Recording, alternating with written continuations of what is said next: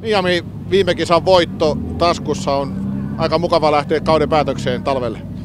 Joo, kyllä se on hyvä paikka lähteä, mutta kyllä se nyt vähän niin kuin stressaa ja jännittää se, että kun on menestyy niin hyvin viimeksi. Tosiaankin auto on opeteltu pari kisaa ja sanoit viime kisan jälkeen, että nyt se luotto löytyy ja pitää vaan luottaa. Mitenkäs nyt kun Jämsän legendaariset tiet edessä? No, mä otin perjantaina tuon tapaturmavakuutuksen, että nyt mennään lujaa, ettei jarrutella turhaan.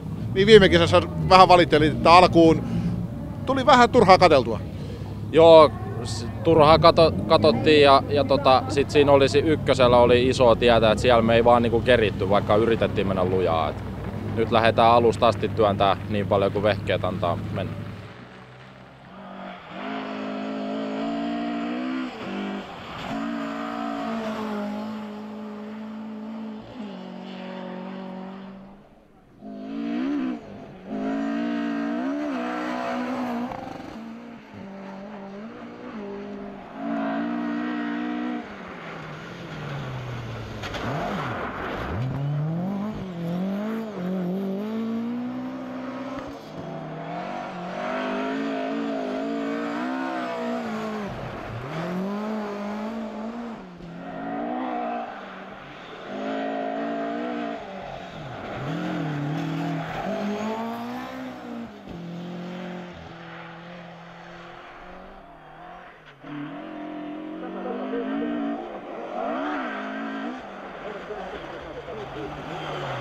Tauolaula ja kisan kärkipaikka. Mitenkäs summaisit alkulenkkiä?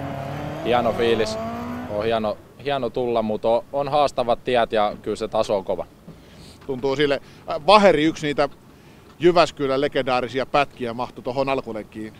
Miltä se tuntuu? No, sai rattia kääntää muutaman kerran ja hypättiinkin aika moneen otteeseen. Että kyllä siellä hiki tuli, että kyllä siellä juomapulloa kaivattiin puolesvälissä. No, tällä kertaa ei tarvitse kiristää toiselle lenkille, riittää vaan kun pitää saavutetut asemat 2 sekuntia, onko se riittävästi?